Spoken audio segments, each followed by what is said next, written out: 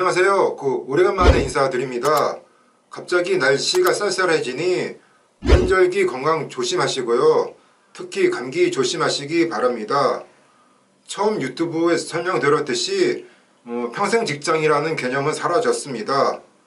새로운 환경, 새로운 도전을 위해 좋은 직장이 있으면 구해야 되는 게 현실인 것 같습니다. 이런 시점에서 왜 헤드헌터를 통해서 이직을 해야 되는지, 그리고 헤드헌터를 통한다 그러면 어떤 헤드헌팅사 서치펌을 통해야 이직을 해야 되는지에 대해서 하나하나 설명드리도록 하겠습니다. 제 이야기가 100% 맞고 진리는 아니니 그냥 이직 시 참조만 부탁드리겠습니다. 우리가 이직 시 홈페이지 채용 공고를 통해서 이직하는 경우도 있고요.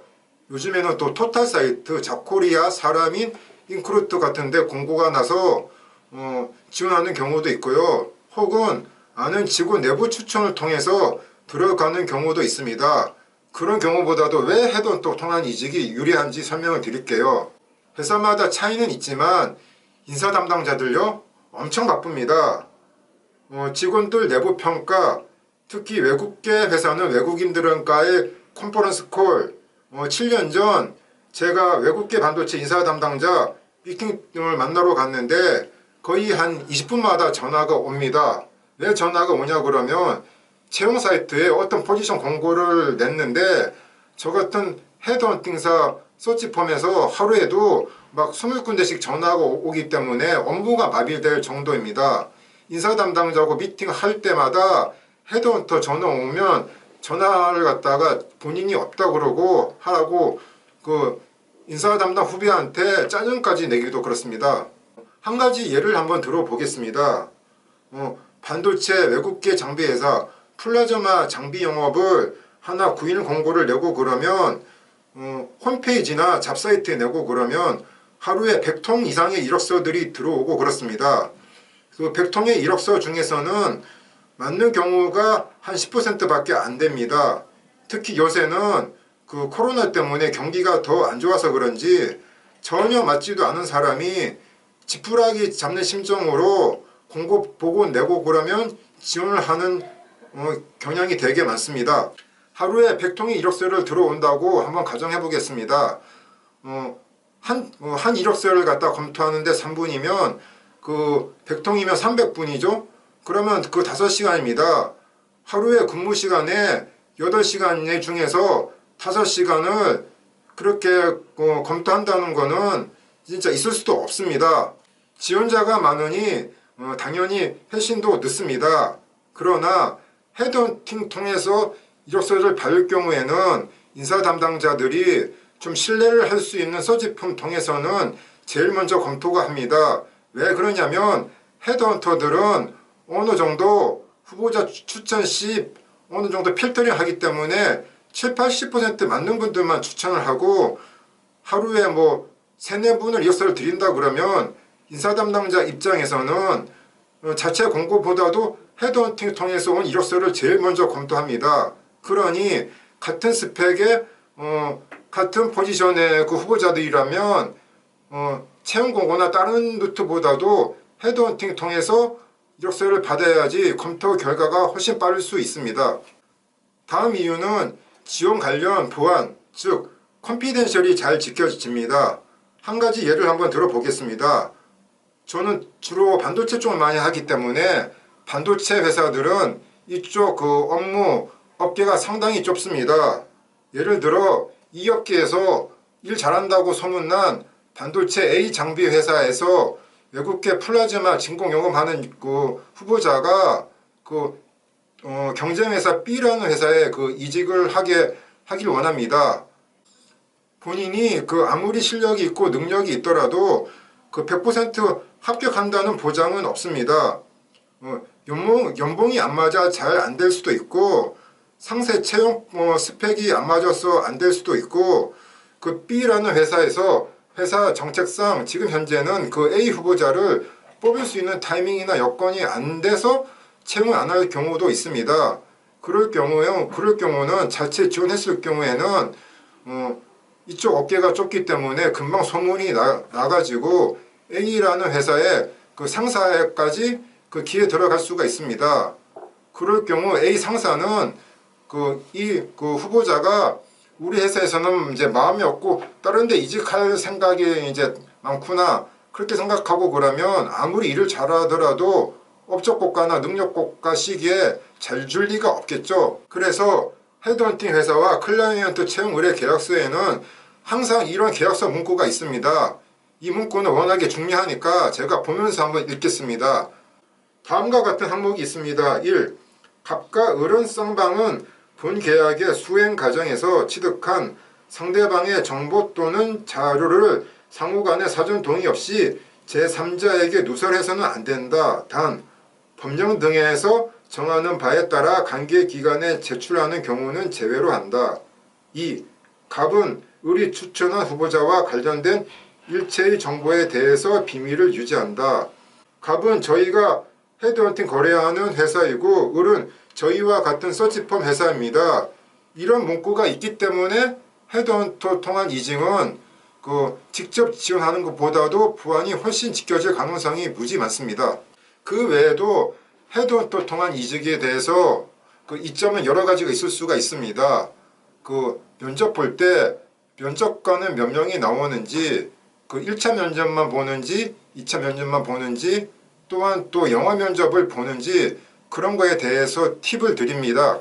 참고로 저희 A+라는 저희 회사는 면접 전에 영어 테스트도 다 하고 해드립니다. 저희 회사는 영어 잘하는 헤드헌터, 중국어 잘하는 헤드헌터가 있습니다. 예를 들어서 반도체에 대해서 설명을 드리면 FA 업무나 해외 기술 영업 같은 경우는 영어를 상당히 중요시합니다. 아무리 영어 잘하시는 분들도 본 면접 보기 전에는 긴장되기 때문에 좀 버벅대거나 못 보는 경우가 많습니다. 그런데 저희들은 본 면접 전에 영어 잘하는 헤드헌터가 모의 테스트로 한번 이제 연습을 하고 엑서사이즈를 하고 가기 때문에 훨씬 그런 면에서 유리한 점이 있습니다. 저희들이 영어 테스트 해서 추천해서 입사해서 좋은 조건으로 입사하신 분들한테 참 고맙다는 말도 많이 들었고 같이 영어하는 헤드헌터와 같이 식사 대접도 많이 받았습니다. 마지막으로 이거는 진짜 제가 10년 전에 있었던 사례입니다. 지금 있기 전에 회사 P사라는 서치펌에서 있었던 실제 사례를 말씀을 드리겠습니다.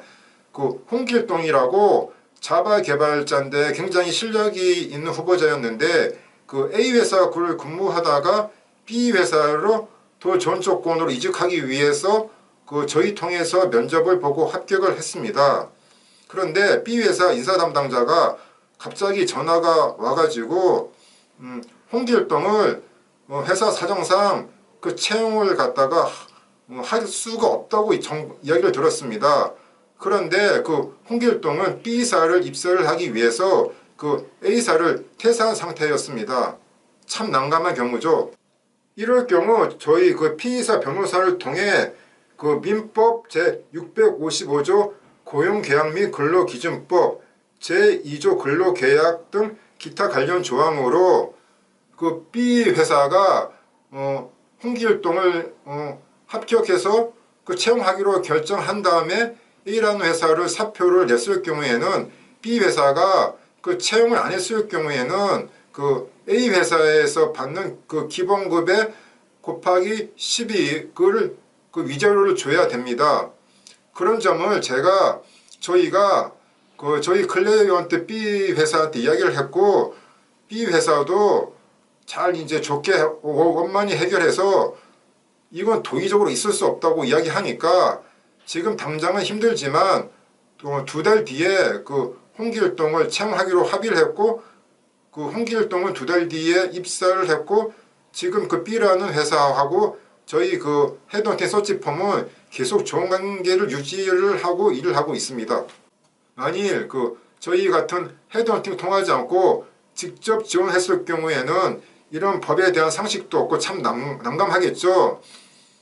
예를 들어서 이럴 경우에 본인이 어떻게 해야 되는지 법무사나 변호사를 갖다가 안다 그러면 세상에 공짜는 없지 않습니까? 그럼 법무사나 변호사 비용이 나가고 참 그런 면에서 헤드헌터 통한 이직이 이런 면에서도 플러스 알파가 많이 되지 않을까 판단됩니다.